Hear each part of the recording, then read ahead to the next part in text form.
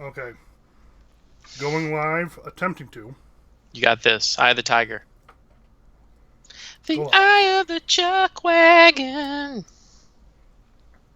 Okay, it says we're live. I don't trust YouTube. It's a liar. YouTube very much is a liar, 100%. It told me I would be rich one day. All right, well, hey, we got viewers coming in. I think we actually did it right this time. Awesome. Get, get out of here. I know, I know. And we're losing viewers again. All right, so if anyone in here, uh, I see you. you see me now? Yeah. Okay, we're up and running. And it's telling me that no one's watching, even though you're watching. It's me. I count. It's saying no. Anywho, let's go ahead and take a quick second to share this as much as we possibly can. I'm going to go ahead and. I'm Sharon. Alrighty. I should probably grab the URL for this because I don't know my YouTube stuff.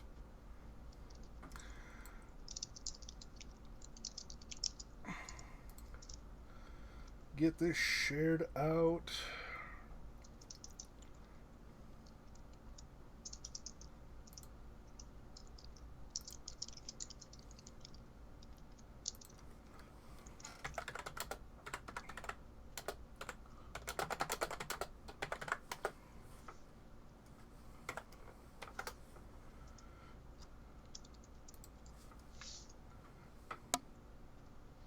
I've shared. All right. They've shared as Now, well. and you and I are both watching now. So, although I've disappeared from the screen, it's all right. I think I'm better in the background because you have the beautiful pipes and the beautiful face. What the heck did I do? There we go. Hey, sarcastic onion, hanging with us. 1:22 a.m. Your devotion is well noted. You woke up at midnight, got dressed up, Whoops. and just to make it to this one stream. We appreciate you. Greatly appreciate it. And apologize for how bad this is. I am very new to this, and this is not how I envisioned all of this. There we go. Okay. Whew.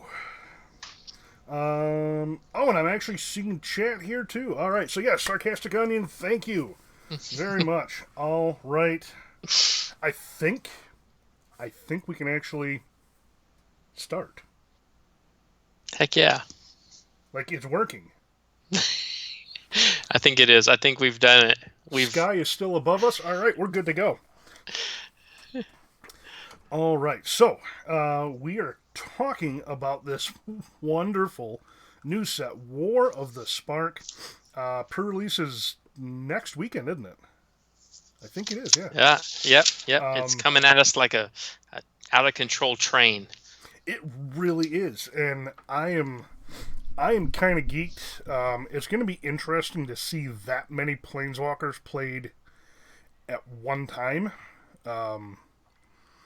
Not entirely sure how that's going to work, but I'm trying to remember the count. There's 36, I think, is what. 36 Planeswalkers. Yeah. That is just gross. 36 go in, and who knows how many come out.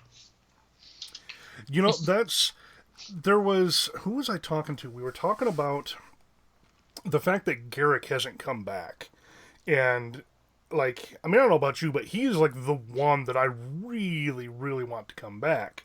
Yeah. And the hopes is that, or at least we were talking about, that while this whole battle's going on, Garruk's sitting there just kind of kicked back, like maybe sitting in the forest, get a beer in his hand, and just watching this epic battle, and all of his fellow planeswalkers just get the snot kicked out of him. And he's just sitting there waiting, and then once it's all over, he's going to walk up and just kind of do what Garruk does, which is kill stuff.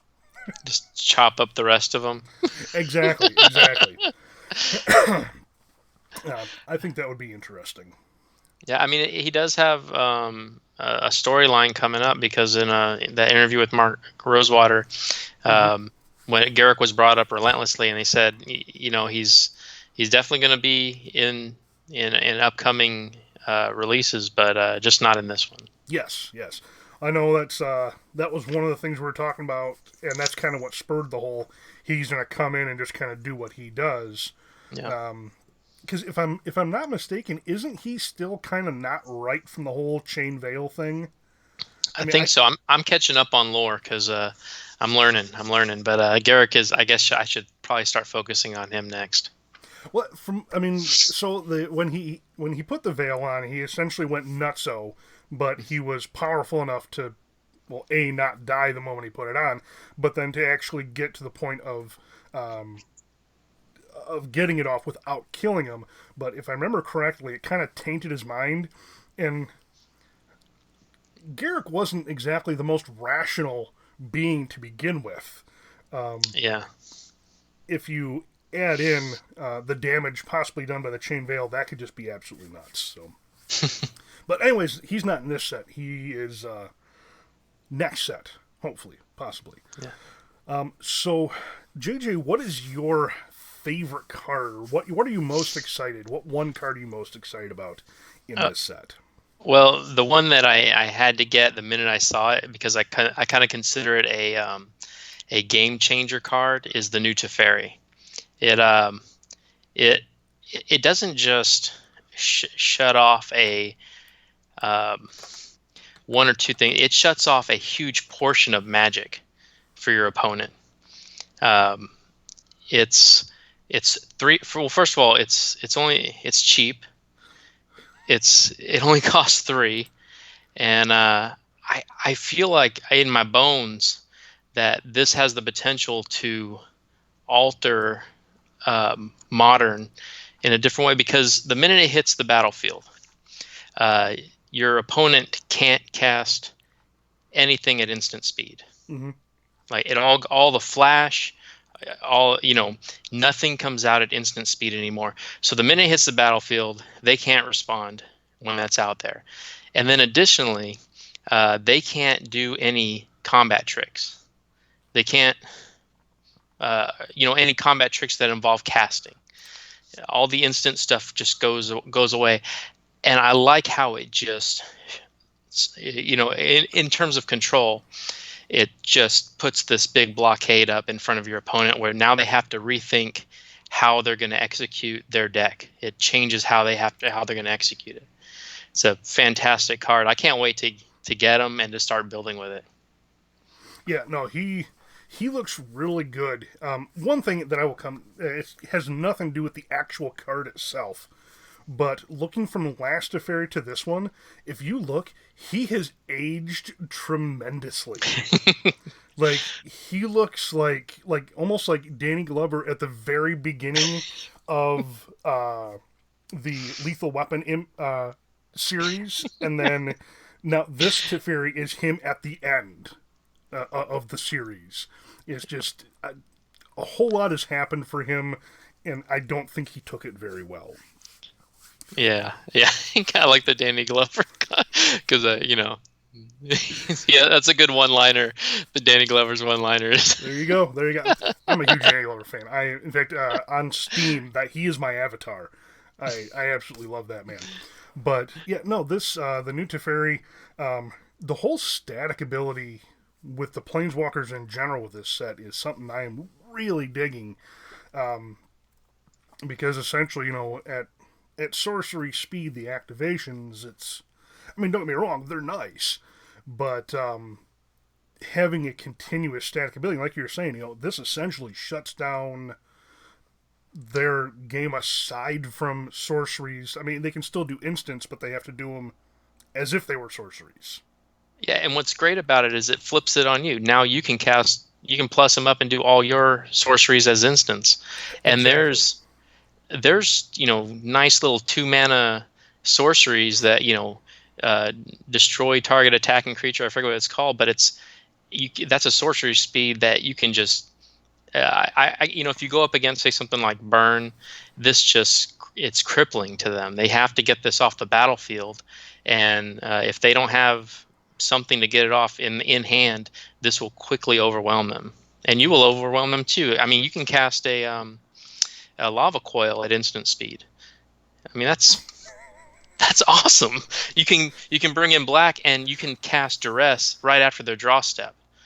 I mean, you can just mug them of everything useful out of their hand with these little sorcery speed things that once you call them instants, they're completely oppressive. You can't do anything. You can't play the game. Exactly. And something I just thought about, this completely shuts down other control as well. Yeah. Because even if they do manage to, if you cast something on their turn, could you? Yeah, they couldn't even. Yeah, they can't. Wow. Yeah, they can't settle the wreckage goes away. Any kind of counter spell, any kind of draw spell, or the end of turn draw spells, instant ones they want to do at the end of their turn. It takes all that instant fast action that speeds up your opponent's game and just takes it out behind the woodshed and pops it in the head. That is Well, now we know why he has aged the way he has. I mean, he's been doing a lot of work. He has been learning a lot. He is. I can definitely see this being broken in. He's definitely gonna see standard play hands down. Mm-hmm. But yeah, even in modern, this is and 3-drop walkers have. They've either been amazing or they've been just bad. Yeah. I don't see this being in the bad category. No, I can see somebody breaking modern with this or introducing a new tier 1 deck with it. Yeah. It's so nice to be able to. I mean, and there's ways of sneaking this out on turn 2. You get it out there super early, and your opponent doesn't really have time to respond. Mm-hmm. Hey, Hermit, what's going on, sir? Glad you could join us as we talk about the debauchery that's going to unfold starting, well, I guess technically week after next. So. Yeah, but we're building now. Yes. I've got a friend of mine online, and him and his buddies have already recreated the entire what's been spoiled so far, just in paper. And they have been playtesting. Nice. And it's like, that's a lot of work. I admire it, but that's a lot of work. Yeah. I mean, that's kind of cool they can do that. I build up these pretend decks and I send them to you sometimes, like, what do you think of this? What do you think of this? And I like that we're having this open discussion now with other people that can chime in and say that's insane or that'll never happen, because a lot of the stuff you and I come up with, it's impractical, but it does a cool thing that even if it goes off once, we're really happy about it. That's exactly it too. Yeah. It's in fact, I know with a lot of the decks that because I play a lot of these at F&M, and people just that really isn't that good. Like you're right. It's not that good, but that one time it goes off is gonna fuel me for the entire night, because when it goes off, it is beautiful. Oh yeah. All right. Well, I'm gonna. Every time I click on the screen, I wind up getting rid of you, JJ, and I apologize for that. Oh no, it's fine. You can take me off the screen, because people come here to see your beautiful face. Oh, you got to do something about the state of eye care in this country, then. I'm going the wrong way. There is a particular green creature that I am just geeked for. The new Ronas guy. I'm going to find it, I swear. Is the moment I saw it spoiled. God Eternal?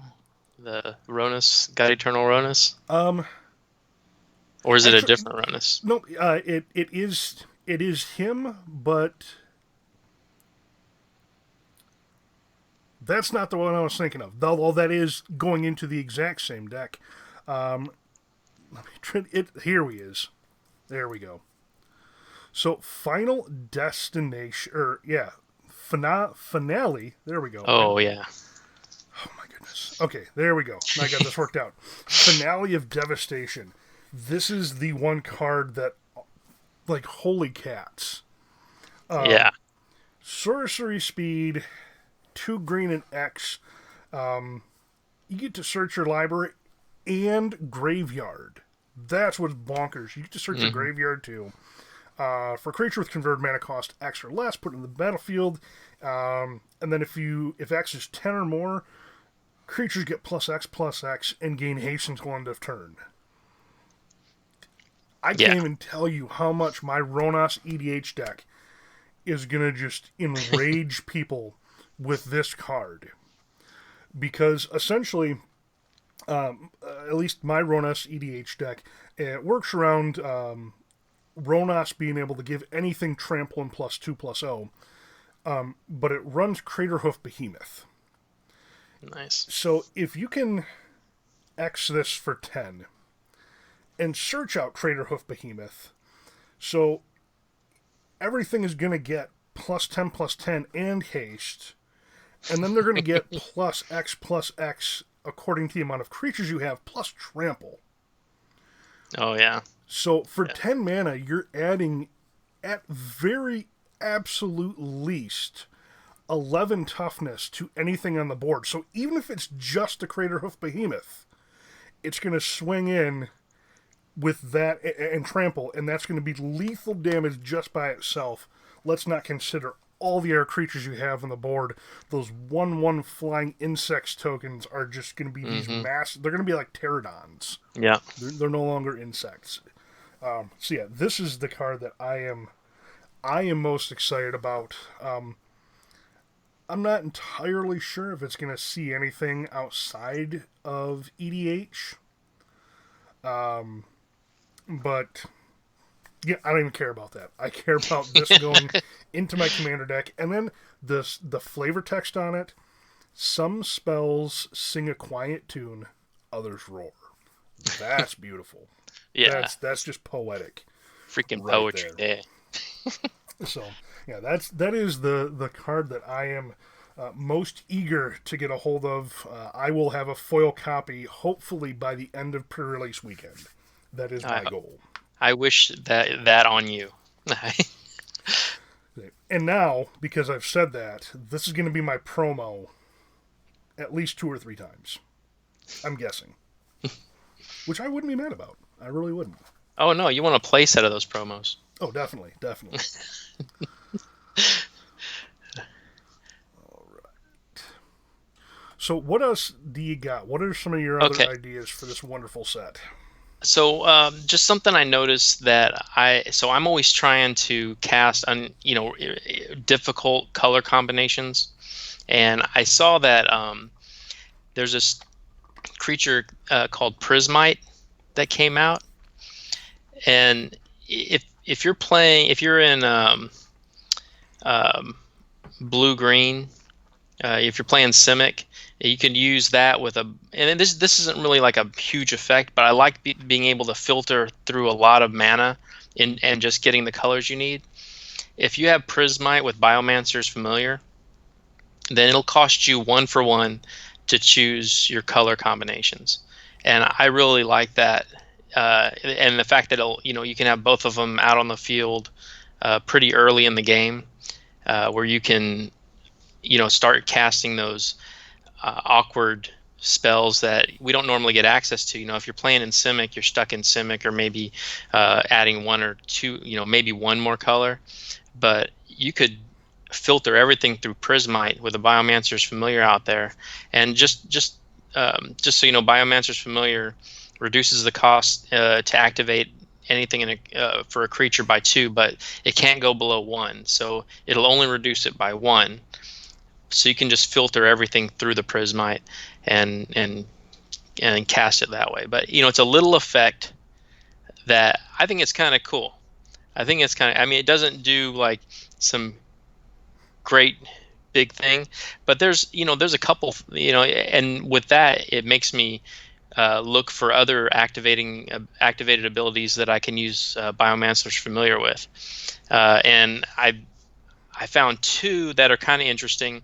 The first one is Vivian's Grizzly, and that uh, uh, what was the werewolf Duskwatch Recruit, where you can filter through your creatures and planeswalkers. So Vivian's Grizzly, if you activate that for 2 with a reduced cost by Biomancer's Familiar, then you can filter through and start grabbing creatures and planeswalkers, which is kind of cool.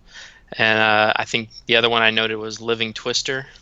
That had an interesting activated ability. But, I'm always looking for like the previous set to see what I can combine with the new set to freak people out.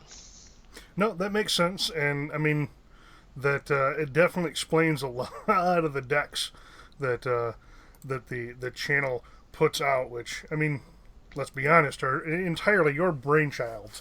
Yeah. But, and I actually hadn't looked at Living Twister, and holy cats. Okay. I mean, it's interesting. I want to at least goof around with it, see if I can get it to do something. That seems with red, you're probably gonna be playing some form, I'm assuming, of burn. That's kind of nice to be able to just discard and do direct damage.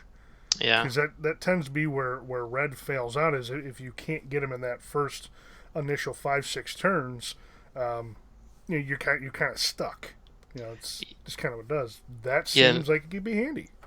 And Living Twisters, I don't have it up right now, but that's the you discard a land, right? Yeah, you can pay 1 in a red, discard a land, and it deals 2 damage to any target. Or you can play a green and return a tapped land you control to its owner's hand. Yeah, and it's cool because if you do have Biomancer's Familiar out, then every land is a shock. See, that's why I love the way your mind thinks. Yeah, that's essentially it. Every land is a shock. Yeah. And there's no bad... Now you don't have any bad cards in your hand. That's very true. That's very true.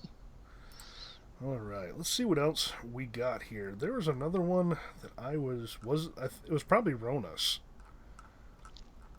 Which, once again, Ronas, it'll probably see some kind of play, because I don't think we have a lot of stuff fighting for the 5 spot right now.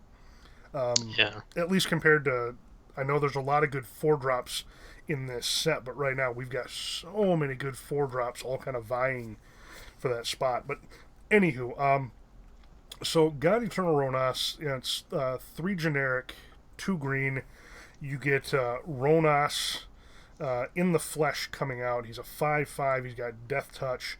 And when he enters, you double the power of each other creature you control until end of turn, and then they gain Vigilance, all your creatures.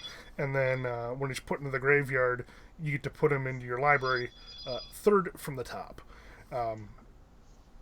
This is essentially like all the gods in this set. The only way to deal with it is to exile it. You have to exile it. I mean, you can kill it, but it's just going to come back. Yeah. And this is just the fact that it doubles power for all your creatures, and they get Vigilance. That just seems really, really good for a creature. Or that's really good for the fact that it comes in with a creature. The fact that the creature happens to also have a 5/5 body that has Death Touch makes it even better. Listen, he's probably going to see some standard play. He's definitely going in my Ronas EDH deck. I'm not sure about outside of that. Yeah. But I mean, it's got a I like that it's a single color. It's hard to get rid of, and it bumps everything up. Yes. No matter what you're playing, it's nice. You can almost stick it in just some random deck, and it's a zombie, which is that's a real thing. Yeah, no, that absolutely is. I love Ronas. I know you're kind of addicted to Ronas, and I remember in the what was the Ronas that we had just recently? Was Our Devastation Ronas? Yep. Or yeah, that one was. I mean, I tried to stick that in every single deck. It's just so good. And like I said, the EDH deck that is just my obsession right now started off with Ronas as the commander, but it was supposed to be this budget EDH deck, and when it first started, it actually was. It was, I think it was lands and everything, like 26, $27, something like that. But then the Gaia's Cradles and all that stuff went in, and so the price went up a little bit. But this guy is going to fit absolutely perfect into that. Hey, Chuck, I'm going to give you the next one and just step away for a moment. Okay, what do you got here? Oh, no, I'm gonna let you take the next one. I'll just be right back. I gotcha. Not a problem. All right, so the next one, well, actually, no, while we're here real quick, and I've got his picture off the screen, essentially all the gods are coming back. Bantu, Kefnet, Aketra, and then Ronas. While I am digging all of these, and Ronas definitely holds a special place in my heart. The one that I'm really digging here, aside from Ronas, is Bantu. Now, I really liked him in his original form as well. But with, at least in black, and especially zombies, there's a decent chance you're going to be running tokens. Something that makes tokens of some kind. Or cheap stuff that you can sacrifice and probably bring back, because right now graveyard's kind of a big thing in standard. So the fact that you get to sacrifice any other number of permanents and then draw that many cards is very beneficial. This guy can, essentially refill part of your hand mid to late game, and then he does have the whole, when he's killed. I didn't even Wow, I didn't realize that. It's when it dies or it's put into exile from the battlefield. Holy cats. Okay, so that makes these even better. I have misread these this entire time. I thought it was simply when it dies. Bonkers. Absolutely bonkers. Wow. Okay, well, I guess I've been proven wrong here. I did not know that. So the fact that if it gets exiled or dies, either one it goes back makes these even better. Kefnet, for the price, I'm going to say it's not bad. Paying 4 for a 4/5 flyer is always going to be good. In my book, it's got evasion. It's going to keep coming back into your library. That's kind of nice. I'm not entirely sure how well it's going to fit, because essentially this is going to be looking at the decks we'll be looking to play this are going to be. Where are we at? We're talking about, well, first off, I realized I've been misreading the God cards this entire time. If they die or they're put into exile from the battlefield, they still come back. I didn't know it was when they get exiled as well. So they literally have to either pick it out of your hand or pick it out of your library. That's gross. Yeah. That is so gross. It's twisted. But yeah, essentially, I talked about Bantu. He is the next one that I'm really excited about playing with. Just kind of, I played a lot around him when he first came out, so I kind of like him. I had moved on to Kefnet. Yes. Saying Kefnet is, for its price, is amazing. It's a 4/5 flyer for 4. You could just call that as it is, and I would still play it. I'm just not sure, because I don't think this is going to want to go into an actual I'm going to attack you deck. This seems more of a Ral type. I'm going to wait and then bombard you. Yeah, I'm going to burn you. Yes. Yes, I'm not going to play Magic with you. I'm going to play Magic against you. Yeah, that 2 less cost on it and copying the spell is is killer. If you're playing Izzet and you're turning over burn, it's just I love the idea of doubling up your spells every single turn. That as you turn them over, it's fantastic. You can even pair it with that Living Twister. That would work great in there. Now you're using lands. You're doubling up your burn spells. I mean, it's win-win. It is. It absolutely is. Oh, JJ, I don't know if you can see the chat, but I think Undying MTG just said hi. Oh, hey, who's that? Undying. Oh, okay. Yeah, Undying MTG. Eric, thank you so much for being with us and supporting your fellow teammate, Stomping Ground for life. Okay, so that's an interesting. Can you see the chat right now, JJ? I can see the chat. Okay, so I mean, we openly critique each other in each other's chats. well, I'm referring to the your mom's husband. Yeah. Okay. With homework, which military formation was more effective, the Roman Legion or Phalanx? Oh, the Phalanx. So the Roman Legion or Phalanx. I think from what I remember from military history is that the Phalanx was an upgrade, or is that from the Phalanx? Is the Phalanx a Spartan formation? It might have been a Spartan formation. Then the Roman Legion would be an upgrade, I suppose. I have zero idea of what you're talking about. So. Yeah. Anywho, well, Undying, thank you for joining us, as well as your mom's husband. Interesting name. Thanks for joining us, mom's husband. Okay, so what do we got next? What are we going to take a look at? No, you want to get into something sick? You want to talk about something sick? Oh yeah. So you and I have been talking about this behind the scenes because it's a turn 6 kill that I adore, and it is so stupid to execute that of course we're going to build it. Of course we're going to do this. So we're going straight to Nicol Bolas, who has an ultimate of just you win. And so I love all the Planeswalkers, right? All of them. And the first one I wanted to put in this deck was Narset, Parter of Veils. Just slows down card draw, so all their little card draw spells just don't give them anything. Just one per turn.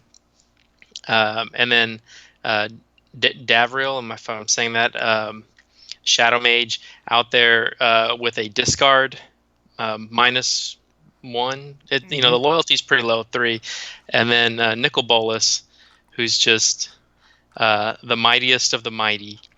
And what I love the idea of doing is, turn 1 duress, look at your opponent's hand and pick out any kind of threat, or any kind of threat to your planeswalkers, and then turn 2 thought erasure, and look for if they have a legendary creature, some legendary, or if they have another threat to your planeswalkers or a threat to your hand. Then turn 3 either Narset or Davriel, and then turn 4 Narset or Davriel. Turn 5 Nicol Bolas. Turn 6 Elder Spell. Turn 6 Elder Spell, kill both of your own planeswalkers, and ultimate Nicol Bolas on that turn 6. I just want to do it once. It's going to happen. It is going to happen. It is so messed up. It really is. And what's cool, if you bring up Elder Spell, you can kill everything. You can kill all planeswalkers. Yes. So it can remove your opponent's planeswalkers, your planeswalkers, and it'll get that legendary off the battlefield that you need for the ultimate for Nicol Bolas. You need them to not have any legendary creatures or planeswalkers out. So the Elder Spell wiping out the legendary creature or planeswalker, and you just win the game. That's pretty much true, yes. you just win the game. I love that, and I know, you look at Nicol Bolas, and he's got 3 black and 1 blue, 1 red, so tricky to cast. But I always do this thing with all my decks where I'd pick a base color, so it would be base color black, and then every card, if it's a dual land, if it's a shock land, has black in it, and you can just work it that way. Mm-hmm. But I think this is totally doable. I just want to try it once, and even if it gets pushed to later turns, then it's totally worth doing. You are 100% correct. Now, there was another one that you were talking about. And I'm going to see if I can bring that up here. I'm going to try to bring up another screen without destroying what we already have here. All right, and that was with Jace, the Castaway. Yes. Oh yeah. Our discussion on how in Modern that's the if you don't have any cards in your hand, you win. Is that the right one? No. Well, this one was with, or maybe it wasn't you I was talking about this with. So I'm going to bring up Jace over here, the Cunning Castaway. So essentially, his bottom ability is create 2 tokens that are copies of Jace Cunning Castaway, except they're not legendary. So if you have him on the battlefield with Nicol Bolas, getting all of the abilities of all our planeswalkers, oh yeah, you can essentially just -5, and he's going to copy himself, Nicol Bolas, and having 2 Nicol Bolases out there. Actually, that's sick. Now I think about that, would it make 2 copies of Jace? Because it actually says create 2 tokens that are copies of Jace Cunning Castaway. But still, that's kind of cool that you can make more Jace tokens. Make more Jace tokens, which, I mean, come on, that's just funny. It is. It really is. If you haven't died with 20 Jaces out, you haven't lived. And plus, your opponent will be like, "Did you just make more Jaces?" It's like, I played Nicol Bolas just to make Jace. Nicol Bolas, the Jace enabler. Okay, what was the other one? Okay, the new one is the Arcane Strategist. That's the new Jace. Yeah. Go ahead and slide him back over here real quick. Not put him over you. So, he is 6 mana, which for Jace is... That is pretty expensive for him. But when you draw your second card each turn to get a +1/+1 counter on a creature you control, his +1 is draw a card, and his -7 are creatures can't be blocked. This is the first... Oh, wait a minute. I think that's the Planeswalker deck one. So there's a Jace Wielder of Mysteries. Oh, you're right. Yeah, I think that's the Jace Wielder of Mysteries is a 4-drop with the static ability that if you go. Okay. Draw a card and there's no cards in your library, you win the game. That's the one. Okay, now I'm on track. I think that's epic. That is epic. It is. It 100% is. That, I say, now I take a look at that, I was reading that, and I'm like, this does not seem right, because, I mean, don't get me wrong, I like Jace, but this is a beater Jace. You're meant to attack. That doesn't work with Jace. He doesn't like to attack. He does mind games. Yeah. Yeah, he does. Anywho. Oh! Now we got Jace the Mind Sculptor Nexus. Have you seen the new Mythic Edition with Jace the Mind Sculptor? Oh, that. I mean, it's hard not to shell out $250 for that. It really is. It really is. I haven't seen the arts they're using for it. I just saw that. I saw somebody had posted it, and It's so pretty. It really It's is. so pretty. It really is. Well, everything in that what is it? The new Gideon Mythic Edition, Hmm. is that what it's called? Something like that. It's Yeah, Mythic Editions. yeah, those all those cards are so pretty. And I know I shouldn't buy them because I just want to buy cards to play with, and if I get those, I'll be happy I got them, and then I'll just put them away and never look at them again. I'll just let them sit there. But there's more for collectors than for players. I like to mess my cards up. Yeah. I fully understand that. I fully understand that. I've Yeah. got one deck I tried foiling out, and I get nervous when I play it now.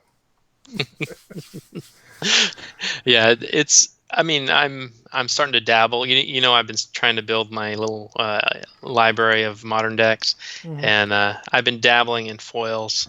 You know, just a little bit, one or two here. You know, a few foil lands in there, and like, yeah, over time I'll transform them into a foil deck. But you know, it's for me, they're more utility as long as they're readable. Yeah. Well, it's yeah. Most people are going to want to be able to afford the rest of the deck compared to, getting that everything foiled out. You can just play a lot more Magic if you don't have foil. Mhm. But I do respect the people that do have them. I Oh actually yeah. played with a guy years ago that he would change standard decks every 2 or 3 weeks, and every deck he brought in was foil, completely foiled out. Wow. And it's like, man, I mean, that's probably more than my mortgage what you spend each month. Yeah, I mean, but I respect people that play with foil decks because I was sitting across from a guy who played those zombie planeswalkers from Comic Con. Oh, yep. They're all foiled out and beautiful, and they kind of stop you in your tracks when they put them out there, and you can tell when he plays it. He kind of angles it towards me so I can see it a little bit better. Like the pride is so funny. Like, it's like, yeah, check that out. If I could afford to do the same. I know. Okay. All right. So back to the new set here. What other shenanigans have you thought up? Let's see. Well, there's a big one I want to talk about because the possibilities are endless. And Bolas's Citadel. And it is a stupid artifact. It is so stupid that you can use it. You can use your own life to cast spells with it. It's for 6. It's 3 black and 3. Legendary artifact. You can look at the top card of your library at any time, and you can play the top card of your library. If you cast a spell this way, you pay life equal to its converted mana cost rather than its mana cost. And then it has this thing where you can sack 10 non-land permanents, and each opponent, so EDH people, each opponent loses 10 life. But I love this. I mean, there's so much I want to spend my life on. And you know what? The first thing that popped into my head was Sanguine Sacrament. It's where you can pay X and 2. I think it's 2 white, and you can gain double X life. And just putting those in that you have that available to Bolas's Citadel, where you can just cast it and gain life from it, and you can pay any amount of life for it. So really, you can pay almost all of your life, and then you would double you would gain plus that whatever it is. So, but it needed to be double life because you're paying 10 and you're gaining 20. Yes. So yeah. That is. I didn't think about that. That is gross. Yeah, but really, with Bolas's Citadel, I think Surveil can come alive with this, because the thing about scrying is that it doesn't let you know what that top card is. Mm-hmm. But and usually when you scry, you're also drawing right after with something like Opt. But with Surveil, I think it's cool because you can leave that card just sitting there that's beautiful, or you can put it in your graveyard and still have access to it later. Mhm. With I really want to pair this with Experimental Frenzy because I know I'm looking at my deck twice, or my library, the top of my library twice, but I'm also getting those lands. I can play those lands out of my deck on my turn, and then I can choose how I want to execute. I can either pay life from Bolas' Citadel, or I can use my lands and pay for it with Experimental Frenzy.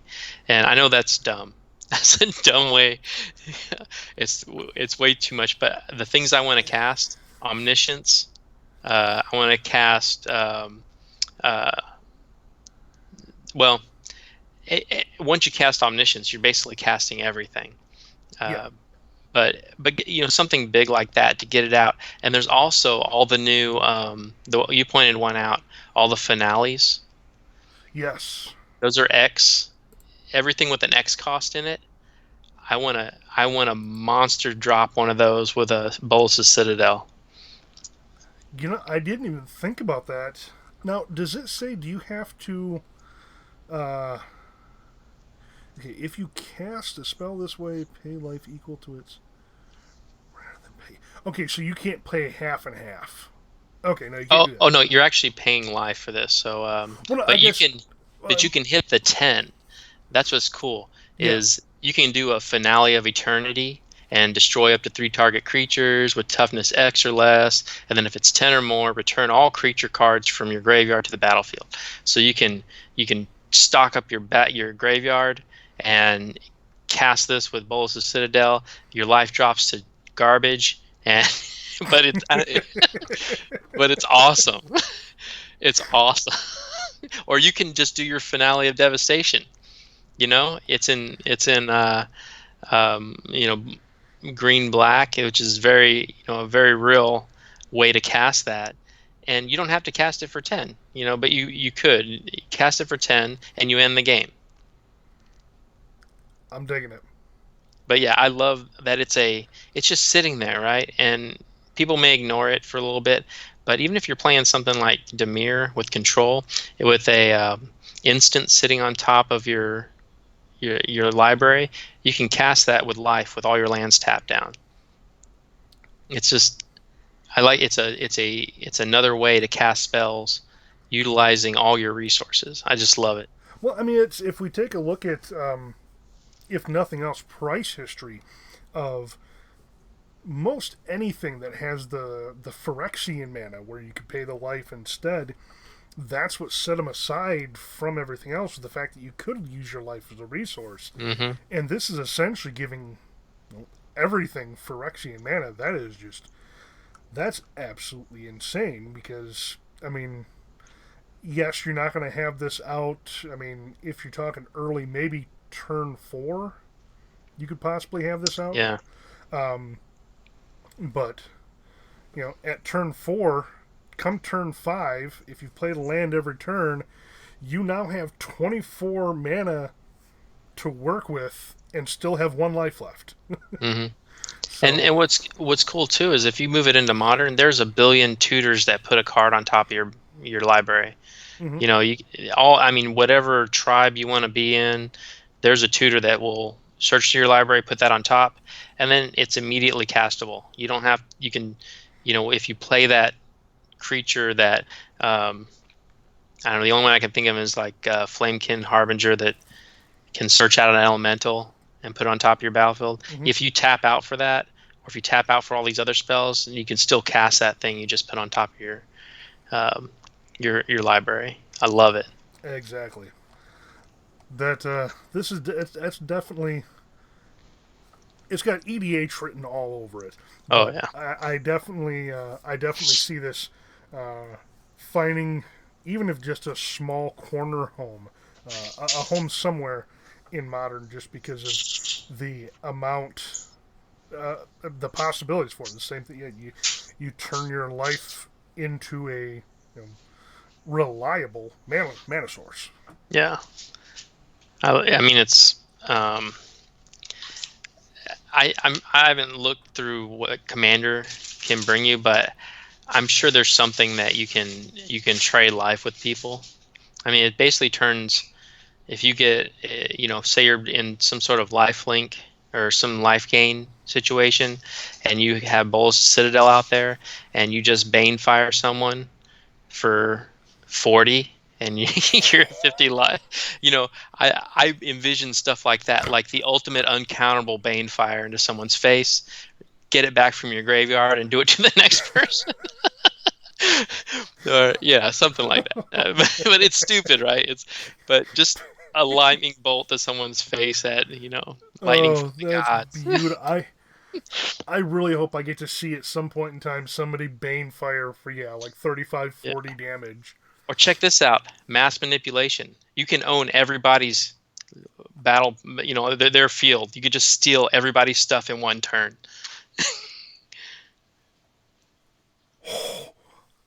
I didn't even think about that. It's mass manipulation is 3 blue XX, right? It might be 4, but it's, let me see.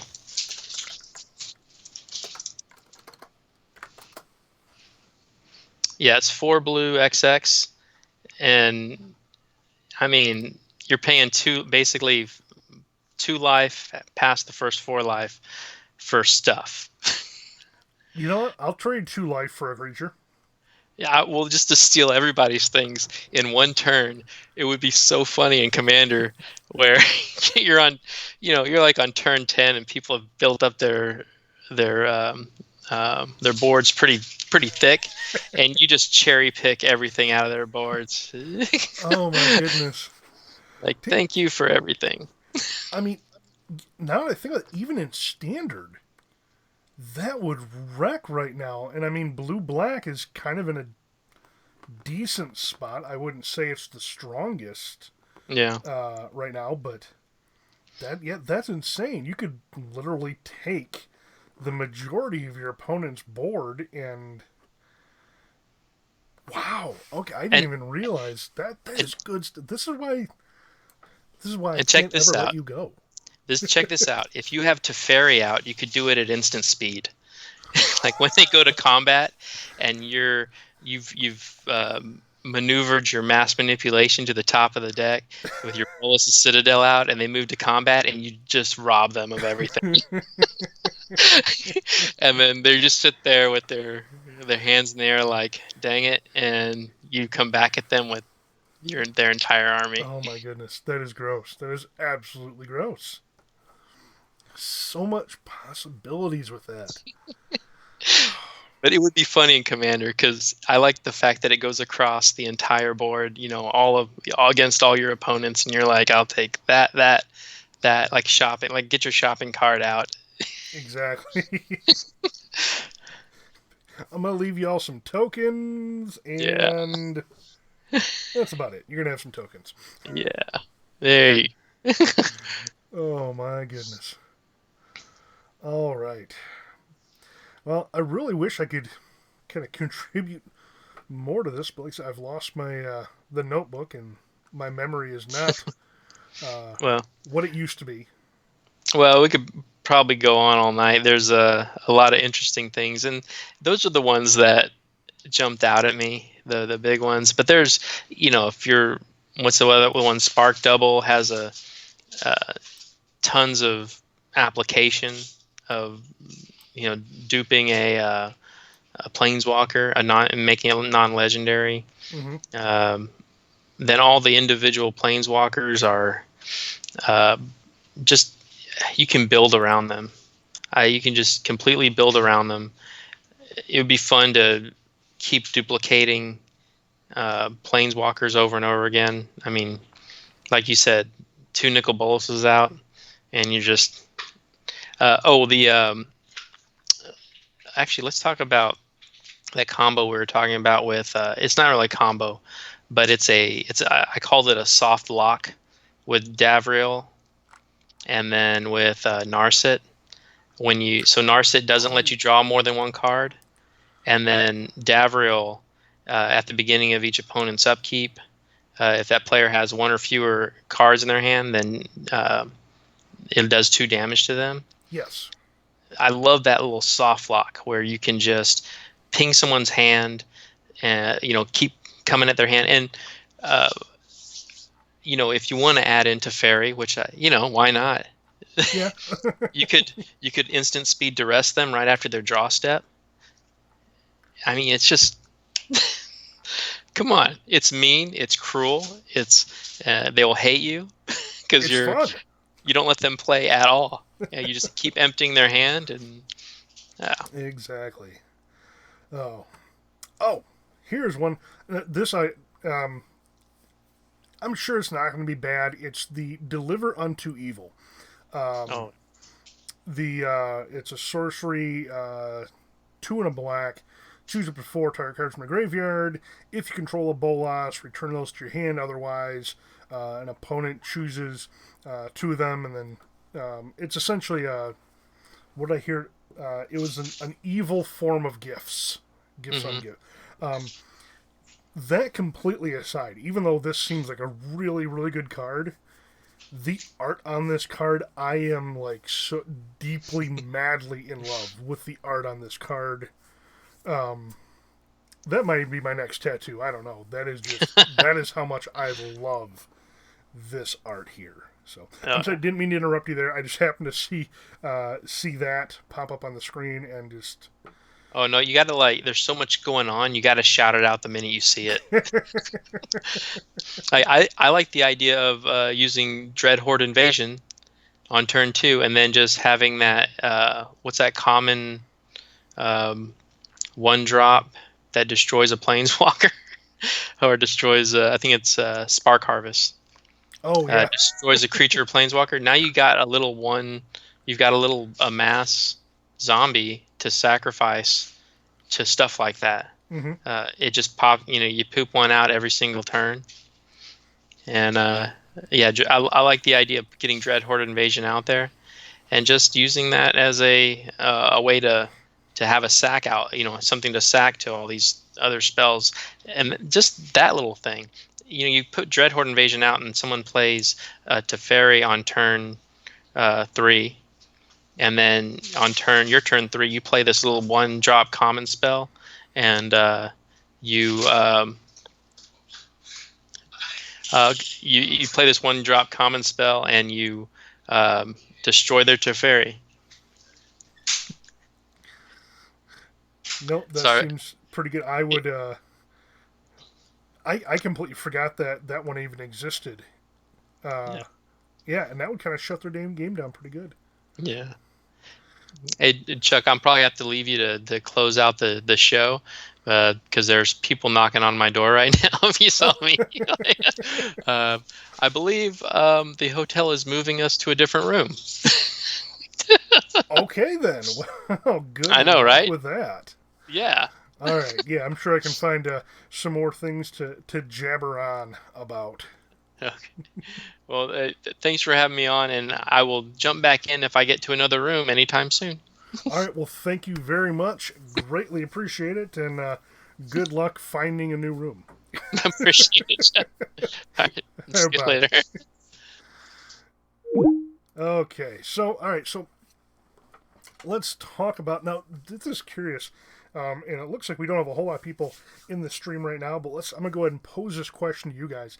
I don't remember where I saw it, but I guess an interesting idea that someone had posted at their local game store is they're doing something a little bit different for, I believe, one of their pre-release events.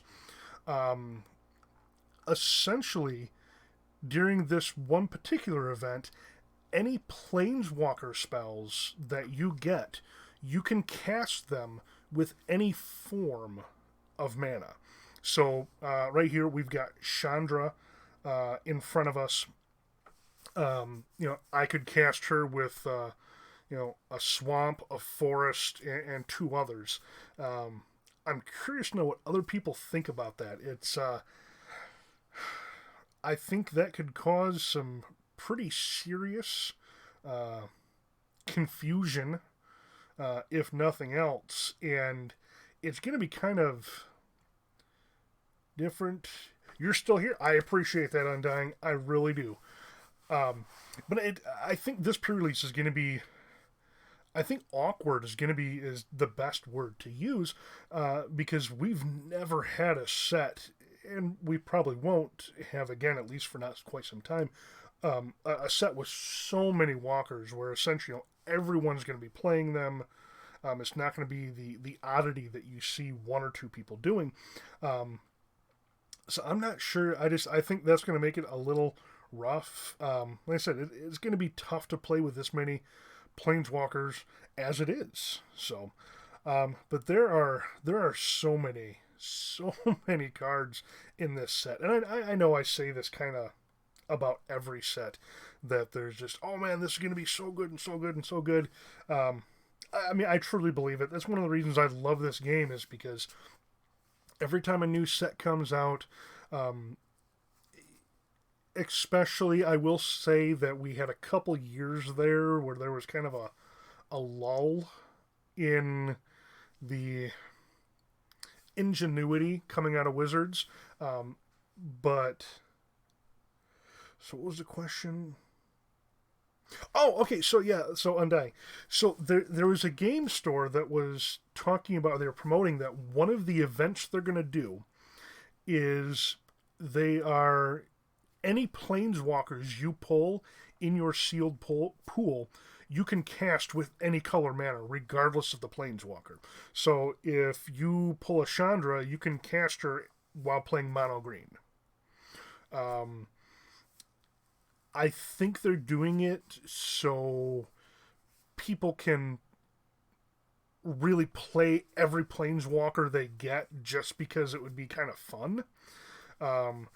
I've got a feeling, though, it's going to add some hiccups to it. I think it's going to be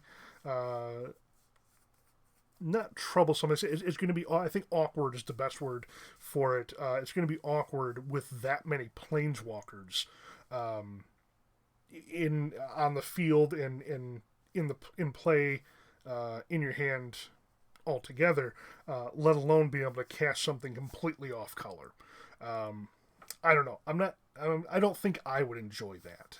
At least that's my opinion on it. But it was like I was saying. It's I know I say it's about every set, but it just, every set some more stuff comes out, and it seems like they've really been upping their game the last couple sets of giving us not only what we want, but trying to keep an amount of diversity amongst the decks that are viable.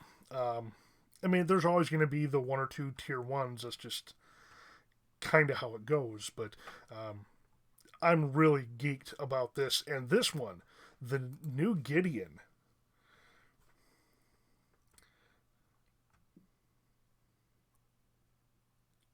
Yeah, it is. That's kind of what I was thinking. It's going to be interesting. People are going to be, you get to play with whatever planeswalkers you pull. But yes, it's going to be kind of gross for a pre-release.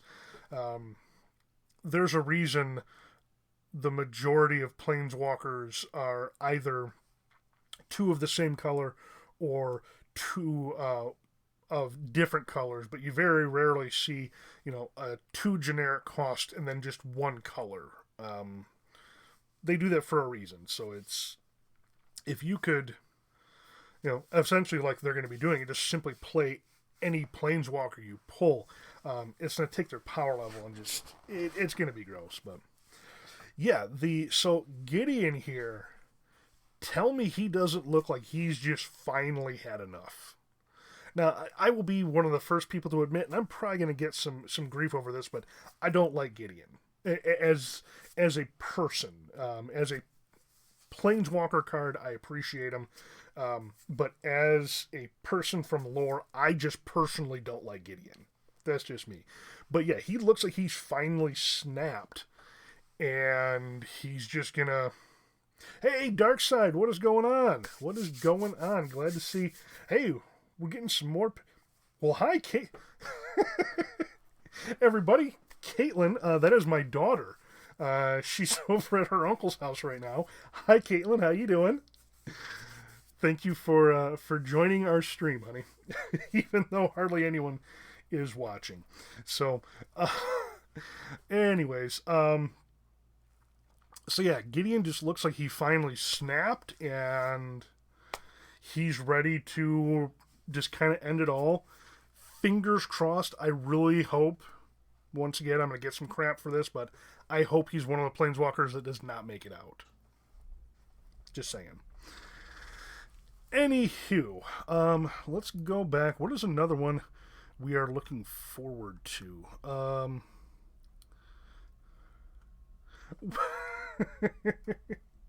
And Bailey. Hello, Bailey. Oh, my goodness. Oh. Well, I'm glad you two decided to join. Bailey is my daughter's cousin, so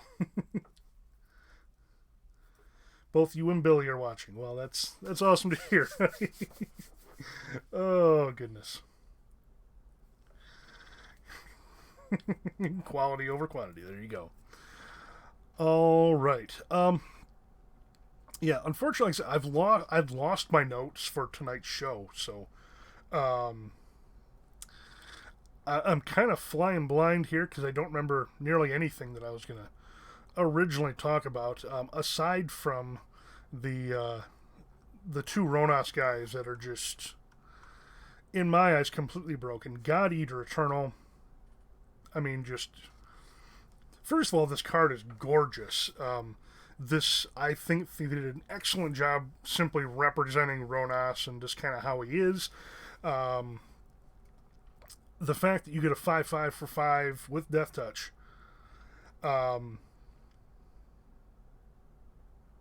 Emphasizing the Gideon hate. Understandable.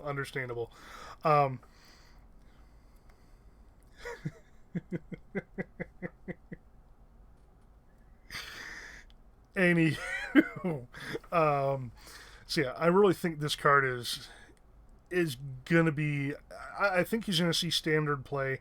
Not entirely sure about modern, but I could be wrong. I generally, I'm not that great at picking what's going to be great in modern, but there is so many good stuff in this new set, and like the I'm drawing a blank.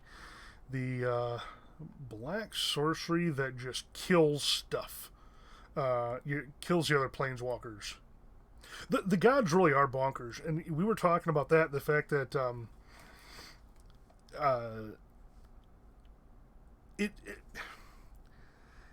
I'm glad they put the emphasis on the gods. I think where it should be, not as this kind of afterthought, simply because they were part of the previous set.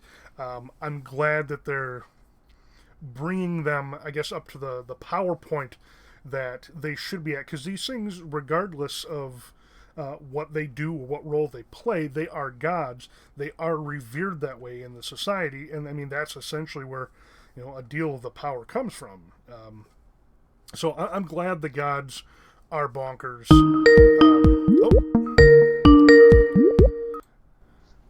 We got JJ back.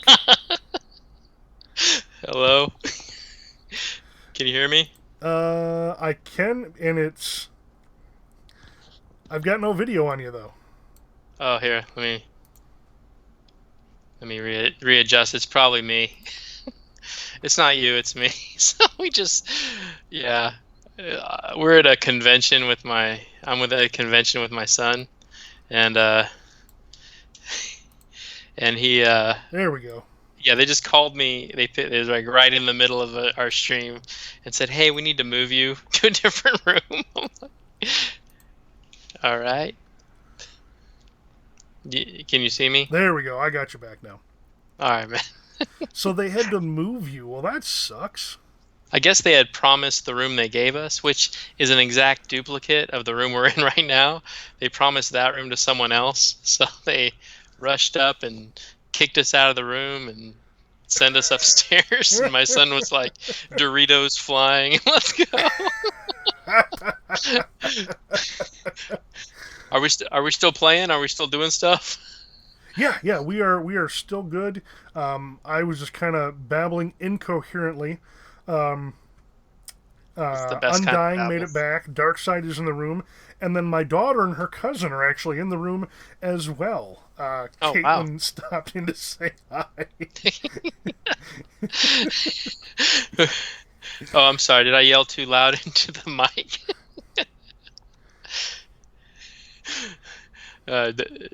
Eric said I blew his eardrums out. Oh, okay, I'm going to readjust my mic because I just noticed it's not really pointing at me. Whoops. Okay. Oh. Let's see if y'all can hear me a little better now. So I'm loud and you're soft. Okay, so Where'd you leave off? What were you talking about? I was just going to look at that 2-drop. I don't like any of your planeswalkers. Mine's going to get bigger card. Oh yeah, Elder Spell. Elder The Elder Spell. That's Spell. what it was. I'm going the wrong direction then. Yeah, Black. So bonkers. Mm-hmm. Yeah. Yeah, and I love this.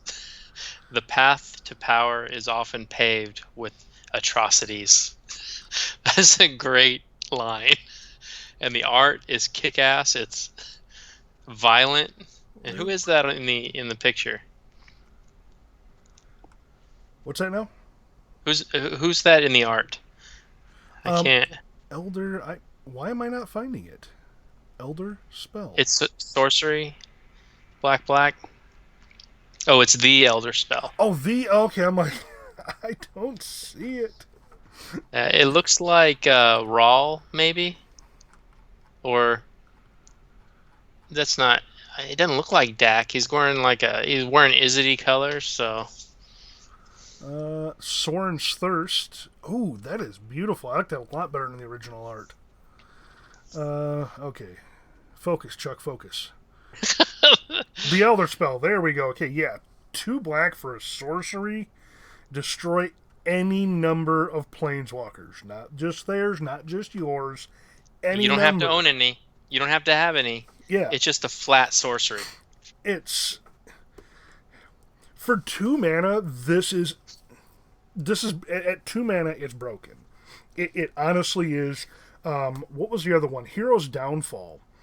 For now, I don't know if anyone pays attention to prices, but Hero's Downfall shot up for a split second because of all the planeswalkers that were coming out in this set, and then this was spoiled, and the price shot right back down because essentially with Hero's Downfall, you kill a planeswalker.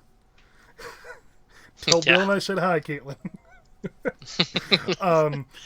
This is so bonkers, and the fact that it makes one of your planeswalkers bigger too, that is just gross. And yeah, the art on it that's beautiful. That's Rao getting what he rightfully deserves. Well, the chat said Darkseid said it wasn't Rao or Dak. So, I mean, we can probably figure it out, right? Let's look and see who's at the party. I mean, it seems like it's Rao. That looks like Rao. That really does. Let's see, who would get Izzety? Yeah, it seems very Rao. I mean, maybe the colors are throwing us off a little bit. Maybe it's it's not Domri, is it? No, that's not Domri. Is it Dovin? What color's his skin? Nah. Nope, that's not Dovin. Whoever it is, they're getting the business end of a very upset undead. That's a guy, right? It's a dude? Yeah. Can't really tell from this angle, but yeah, that's tough. I'm just gonna say it's Gideon because I want him gone. That's Gideon. Oh, poor Gideon. Poor Gideon. They announced the death of Gideon. Well, I was saying earlier that, I mean, as a card, I enjoy what Gideon does. I've enjoyed playing him. I really like him. Lore-wise, I am not a Gideon fan, and my fingers are crossed that he's going to die. That he is not one of the few to make it out of this. In fact, I'd really love to see him gone and then Elspeth come back. Yeah. Yeah, oh yeah. Elspeth would be... I mean, that seems like an equitable trade. Yeah, no, I'd be completely down for that trade. Yeah, and everybody likes Elspeth. How can you not like Elspeth? Yeah. I'm looking at the Gatherer, and I'm looking up colors or planeswalkers that are blue or red or both. Okay, there you go. We can track this down. Let's crack this lore. You know, I just thought about when this whole thing is over, there's going to be a handful of planeswalkers. Bye, Caitlin. I love you. There's going to be a handful of walkers left after this, and they're either going to have a defeated Nicobolas or a very pissed off Nicobolas. Those are the two outcomes. I would really, really love for that last group to be like the core walkers aside from Gideon, and then Tibalt just kind of walks up. Like, like, hey, I guess we did Reservoir it, guys. Dog style or Pulp Fiction style. Exactly. Like, this is what we're left with. And just hits him with a rock. Or like a Fibblethip with a rock kills. Oh wait, what's this? Sarkhan Unbroken. He's got a little is it to him. I forgot about Sarkhan Unbroken. He has long hair though. If I'm remembering correctly, because he's one of the Khan hordes. Maybe he got a bad haircut? Could be.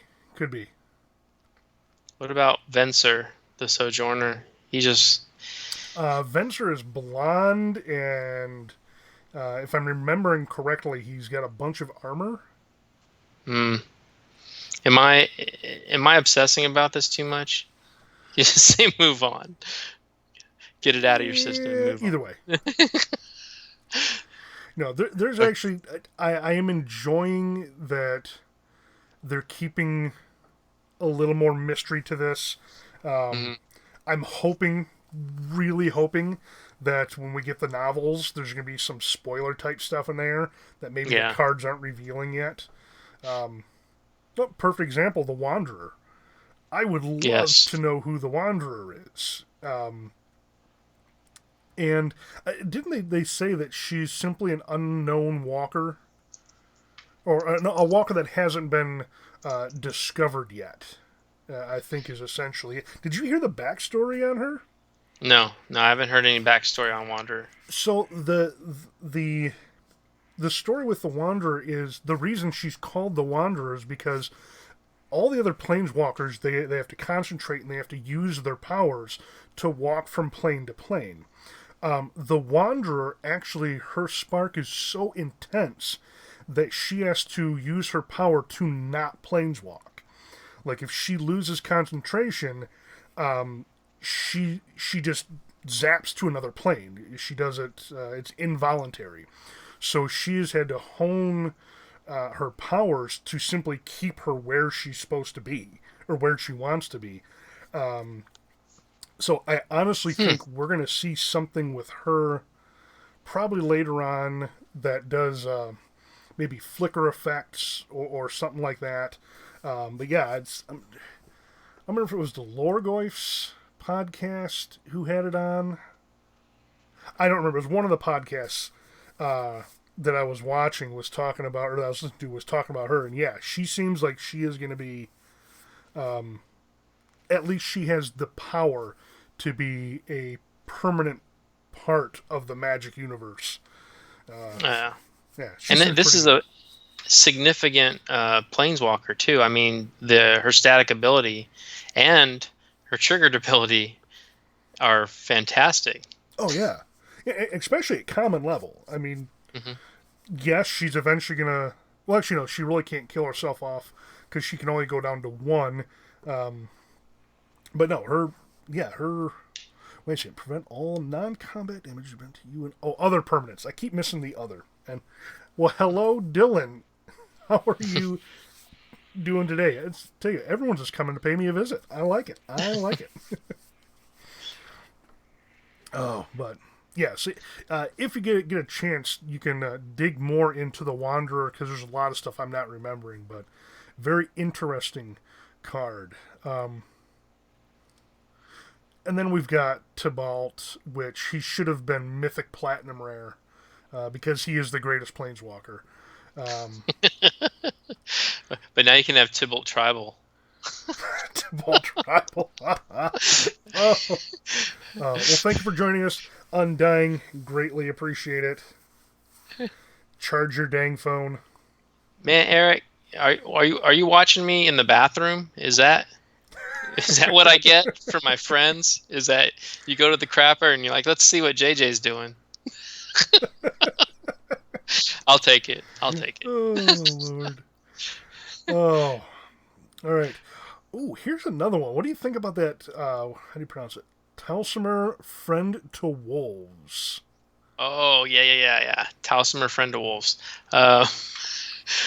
This is when you see stuff like Enter the Battle triggers or Enter the Battlefield triggers, you instantly think of like Helm of the Host, and you want to just dupe this one over and over again, because it'll keep making wolves. But then this, I have a modern wolf deck or a modern werewolves, but I'm sure there's enough wolves out there to make this. Make this work. I don't know. For 5, just the fact that it's an elf, and you could cheat it out pretty early. And whenever a wolf comes in, actually, you know what? I'm gonna look up every wolf and see what the biggest baddest wolf there is in Modern. All right. Actually, we'll check Standard first. All right. There's got to be more wolves, right? Yes, there is. Thornhide Wolves, which isn't very good, and then Scala Wolf for 5. You get 3/3 for 5 when it enters. Look at the top 5 cards of your library.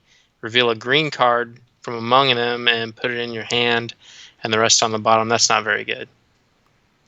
Yeah, so Wolf Tribal and Standard is out. Kind of. No, because you got to keep in mind. If you say Arcane Adaptation, I'm just going to hug you. I was trying to think of the words. Arcane Adaptation. Everything is wolves. Arcane Adaptation is friend to wolves. That is friend to everything.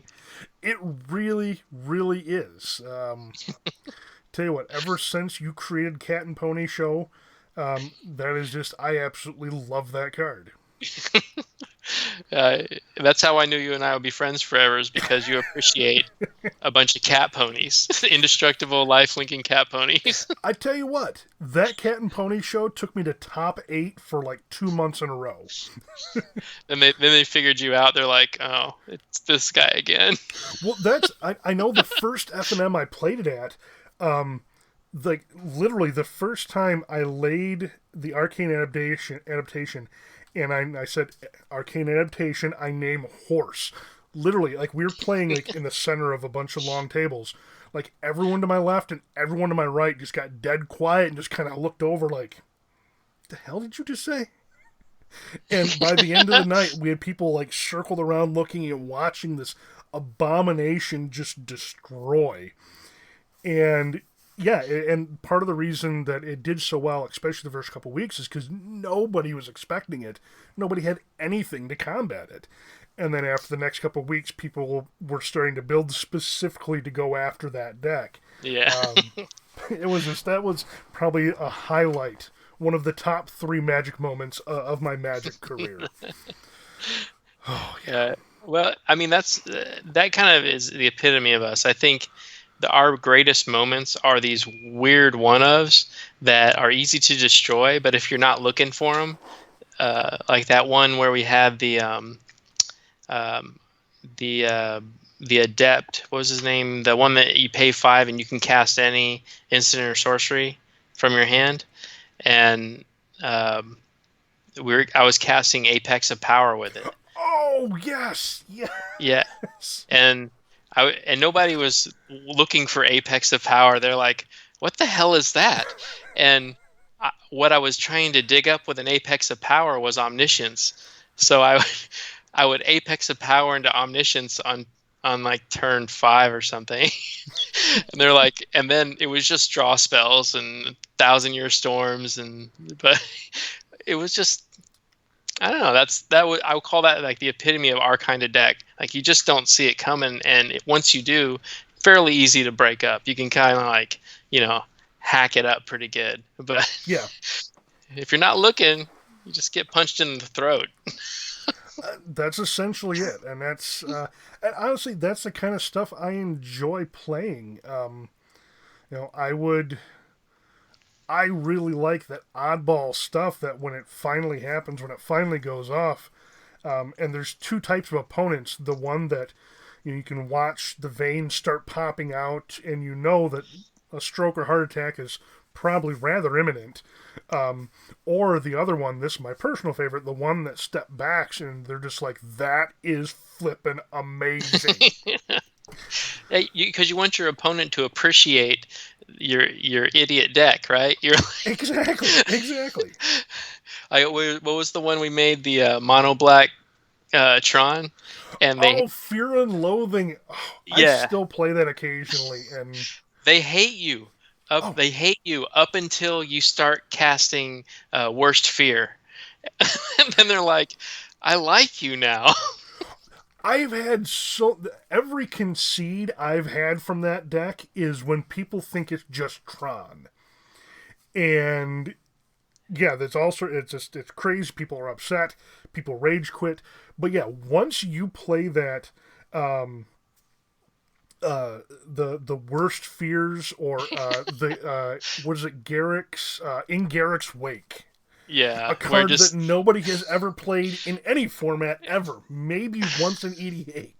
And when they see that card, they're just like, "What the hell are you doing?" And if you haven't seen that deck tech, it's on Chuck's channel. But it's you play Worst Fear, you take over their turn, and you just start playing all their creatures and planeswalkers, and you put them all out on the field, and they're like, "Why are you loading up the battlefield with my stuff?" And then you when it comes back to your turn, you play In Garruk's Wake and wipe them all out, and then you do it again, and you do it again, and they lose hope, or they like, that's kind of cool, and thank you for not playing, Ugin or whatever. Like, Ugin, we don't play those cards. Yeah, it's like, ew. So I'll bring it up. Yeah, this is Worst Fears here. It's 8 mana sorcery, and if I'm not mistaken, that's one of the cheaper ones in the deck, isn't it? Yeah. Because there's there's Torment of Hailfire, which is cheap, right. But to make it good, you never cast it cheap. Yeah. But yeah, but it's good as a halfway measure too. Like when Torment of Hellfire is one of those ones that if you have to play it early, it's still pretty good. Yeah, exactly. See, Dylan asked about Ob Nixilis. Oh yeah. Let me find. See, we added Ob Nixilis to the. Remember when we were talking about the Davriel and Narset combo, yep. And we're like, what would be funny is that if we just punish them for drawing any cards. Exactly. Like, I don't care what you do, you're getting damage for cards. Period. This is what's happening. You get. It's like my wife. It's like she's mad at me for when I forget something or if I remember it. So you're going to get in trouble anyway. You're in trouble for not having cards in your hand, and you're in trouble for drawing a card. So it's like the perfect. It's like a marriage. I will call that the marriage. There you go. The marriage. Honey, if you're watching this, no, I did not agree with that. Yeah, maybe we shouldn't call it that. Yeah. How do we edit live video? Crap. Yeah, I take that back. Oh, good time. No, putting a disclaimer out there, I'm the luckiest man alive. The fact that my wife puts up with me is a miracle in itself. Yeah, it allows us to make poor jokes at our wife's expense.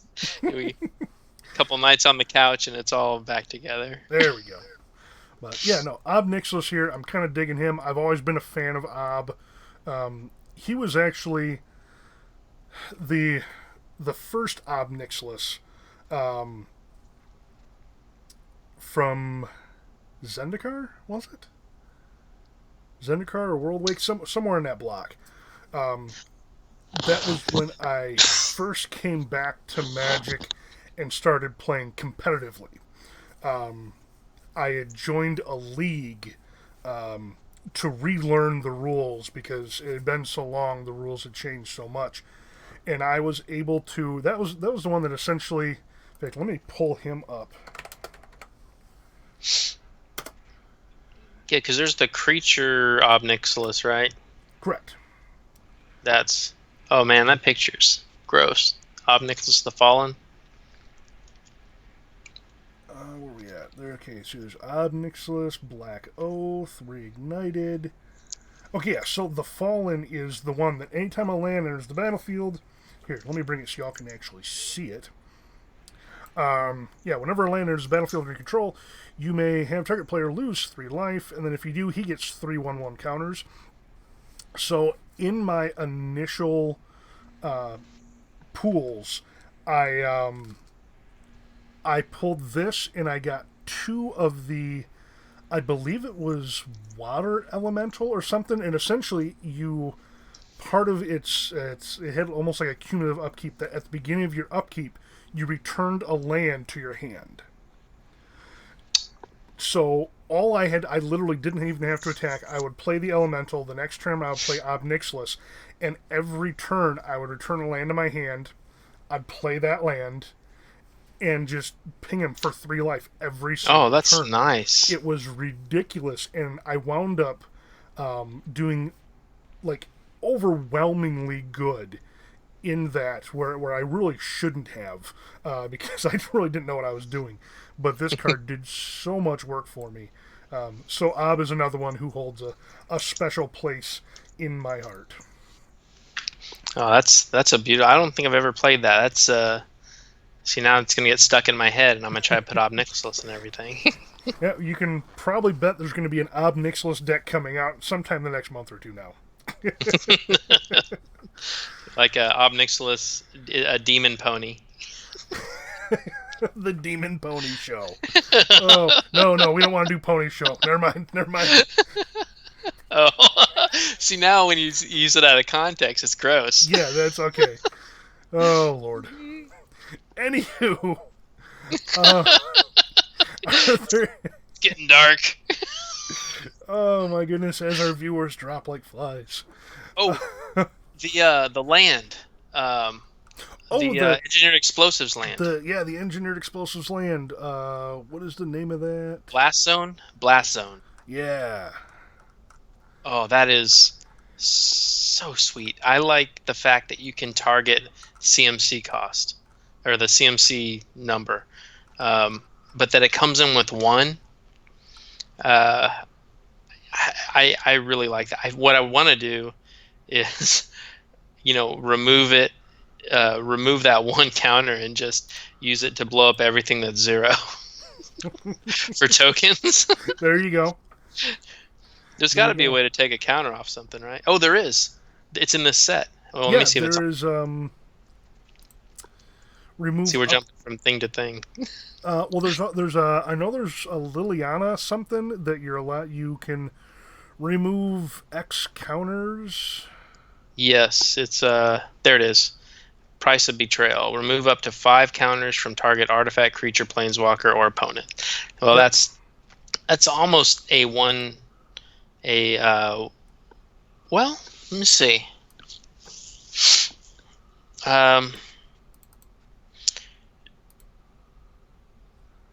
You can take it off of creatures. Does that kill Hydroid Crassus if it's under 5? Yes. Daddy like. And you can basically drop any planeswalker, especially the ones with the negative abilities, with just the negative abilities, all the uncommon ones, because it'll unless they're proliferating. But that's cool. That's like another planeswalker killer. Hydroid. Well, really, the Hydroid Crassus isn't the danger. Isn't the creature itself, especially. It's just the ability. But yeah, no, that's a Hydroid. I've very rarely seen them actually make it because it's there's no hexproof or anything, and it has to be pretty late in the game for it to have respectable toughness. But the body is simply a bonus to you drawing cards and gaining life. I mean, it seems like it. The fact that it removes counters. Is there anything else that removes counters like that? That many? Is it up to 5 counters or is it just 5 counters? Remove up to 5 counters. Yeah. Yeah. You can remove 5 infect counters from you. Yes. Oh no, it says or opponent. You can't take it from yourself. Damn it! See, that's part of the problem. I misread so many of these new cards. I can't tell you how many games I've lost at pre-releases. Yeah. From not reading the flipping card. Mine's always the awkward moment when I think I'm about to hit my combo. My stupid, I need all these things to fall into place for my combo to happen, and then I realize, oh, I didn't read that right. Yeah. And I just kind of flounder, and it's like, this is awkward. And you want to leave the game, but then you're like, the other person is still playing, so I'll just sit here and look stupid. Like, if you could just swing, that would be appreciated. Kill me now. Wow. Oh, the badass 1-drop with the it's a hasty lifelink. I dig that one too. That let's see, what's it called? Not you. Banehound. Lifelink haste 1/1. Banehound. Seems pretty good. I wish I could train a pack of them for hunting in the Undercity, but I'd never dare turn my back. And I hate to think what I'd have to feed them by some dude, Urban Huntmaster. Urban Huntmaster sounds like a place you would go buy boots. 100% true. That is 100% true. God, those things are creepy looking too. Yeah. Oh, that is kind of cool, that picture. Speaking of good flavor text, I'm going to bring another one up here. Sun Cleanser. Sun Cleanser removes? I didn't know that. Crazy Looking Bear. I don't know about a Crazy Looking Bear. But I do know that there is a card that they reprinted. Thank goodness. It was long overdue. Oh yeah, the boar. The red boar. It's a when you attack, you can put a creature from your hand onto the battlefield attacking, and then it returns to your hand at the end of combat. It's the Ilharg the Raised Boar. It's a boar god. There we go. That is incredibly funny. Because you don't know what's coming out of your hand. It could be Fibblethip, like whatever's in your hand. Gets, which movie, when we play Fibblethip, you draw a card. So. But I love that, and it's such a big body, and it's hard to it's one of those hard to get rid of. It's one of the gods that goes back third from the top. Yeah. When you Even if exile it's as well. yeah, As I found out. that's so good. Yes, it is a piggy god. We got a pig god. What are you gonna play when you attack with Ilhar? Because it has to be something. Some monster. I guess you could play Galtha or something like that. Yeah. Piggy god. What could you... Let's see. You almost... We've got... Is there any other pigs? Could we do pig tribal? Oh, now you're talking. Boar tribal? Okay, I'm checking. Let me check. That's totally worth the time to check for boars. Subtype boar. I don't know if I'll check standard first, because everything's funnier if you do it in standard. That's true. Oh wait, there's a few. Oh, there's 5. There's bristling boar. Mm-hmm. Can't be blocked by more than one creature. There's charging boar, which has haste, and as long as you control a Domri Planeswalker, it gets +1/+1 as trample. It's not that good. End-Raze Forerunner. Yes, End-Raze Forerunner. That's from the rare from the last set, wasn't it? Yes, yeah, and it's that's from Ravnica Allegiance. It's a rare, and when it enters the battlefield, it's got Vigilance, Trample, and Haste. Other creatures you control get +2/+2 Vigilance and Trample. That's perfect.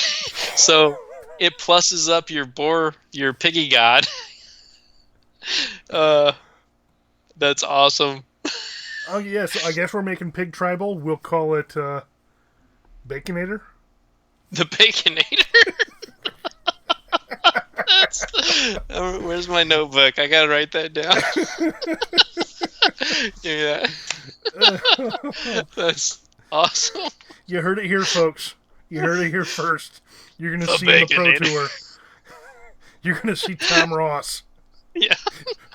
Playing Baconator, and now we're gonna get sued by Tom. Yeah. So anyone who can get capture some video of them either in Arena or MTGO playing the Boar God with End-Raze Forerunners, and attacking in with Boar God, dropping your End-Raze Forerunners, that's worth like a pack, at least one booster pack. We'll do that. Yeah, if you can put up. I mean, when does the early access start? Is that this weekend? Yes. Okay, so yeah, if any of you guys who have early access, which I mean, there's not a whole lot of you, but if you can get something up, let me know. And because I am gonna make this now. This is gonna be at least on Arena. The Baconator. And there was one other piggy. There's a couple piggy smaller ones. The Rumble Belt Boar. Mm-hmm. But the Territorial Boar is kind of cool. Whenever a creature with power 4 or greater enters the battlefield under your control, it gets +1/+1, gains Vigilance. It's a 2/2 for 2, so it's a bear with upside. So if your Territorial Boar's out and you swing in with your Piggy God and your End-Raze Forerunner comes out, it gets a +up from the End-Raze Forerunner coming in, and it also gets a +up from End-Raze Forerunner again with the +2/+2, and then it pluses itself up. So it turns in from a 2/2, whether that be a 3. Yeah, 3. Wait, 1, 2, 3, 4, 5. A 5/5 with Vigilance and Trample. I can dig that. That's beautiful. That is beautiful. The Raze Boar isn't, or the one from Allegiance. That's green, right? It's all green. Okay. So you could do a red, green, and there's more than a couple cards, if I'm not mistaken, in this set that let you drop lands early in those colors. I believe. Let's see. Oh, I'm sure. Absolutely. There's getting it out early probably wouldn't be that big of an issue. No, Yeah, I don't see that as an issue. There's always, let's see. Oh, yeah, I'm sure there's something. There's something in there that lets you drop a land early. Yeah. Yep. There's enough. Oh man, pig deck. Oh, I can't. This is gonna be fun. Baconator is such a great name. And you know what's funny is if you use Finale of Devastation to get out your Baconator. Which one is it? Oh, I'm scrolling up to it. That's the one that you were talking about. That if it's 10 or more, it gets +X and gains haste. If you get your Borgod out with that, and then you get your Borgod out with that. You play a 10. You'd need a bunch of mana supplements with to play it for 12. Dig out your Piggy God. It gets +X with haste, and then when you play it, you drop your Endrace Forerunner. That's so pretty. That's so got run over by pigs. A pig stampede. Oh my goodness. That's sick. All right. Yeah, we're getting stupid. Well, you know what? It's the audience. They're encouraging us. They are encouraging our bad behavior. That is true. Yeah. But you know what? That's why we like you guys. Yeah, that's why we hang together. All right. Well, we're approaching 2 hours on here now, and I think my wife just got home, so that might be my cue to get off here. But depending on what she has going on, I may actually be streaming some Arena after this, so we will see. But do you get anything you feel should be added to this, JJ? Oh, we could go on. It's just there's so much magic happening in this. The lands. I mean, you could spend a whole episode just talking about the lands they have.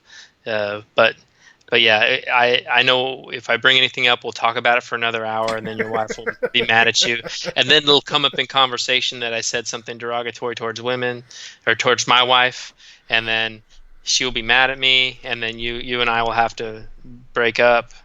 Or I. Oh Lord. Yeah. But yeah, no, I think we could do a show every week on this, and there's so many ideas.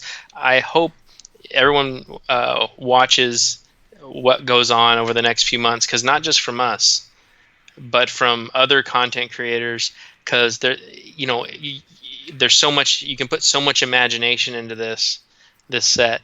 There's just, you can go anywhere with it. I'm so excited to see not just what we come up with, but what other content creators come up with. It's gonna definitely prove to be some interesting, especially the first couple weeks when everyone's still in that fresh brewing mode. I get a feeling we're gonna see some wicked shenanigans out of this set. Oh yeah, and a little side project we're working on. I'm doing the Mythic qualifier on June 1st, and so we're building a deck. And I'm going to be talking with Chuck about it. So we'll be honing a deck that will that we're going to be using. I'm going to be using for that.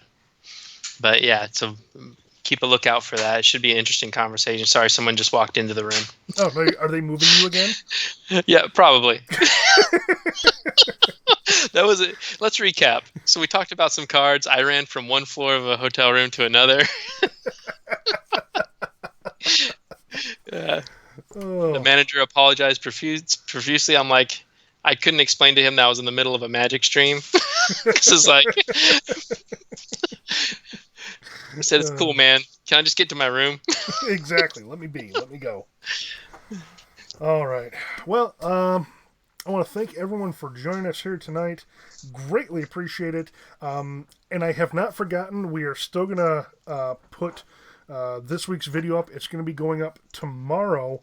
I finally got all the bugs worked out to where we can actually have a video up now. So don't worry about that. This week's video is just a couple days late. No big deal. And like I said, depending on what's going on, I might actually be streaming again after this, so look out for that. Yeah. I like what he just said in words.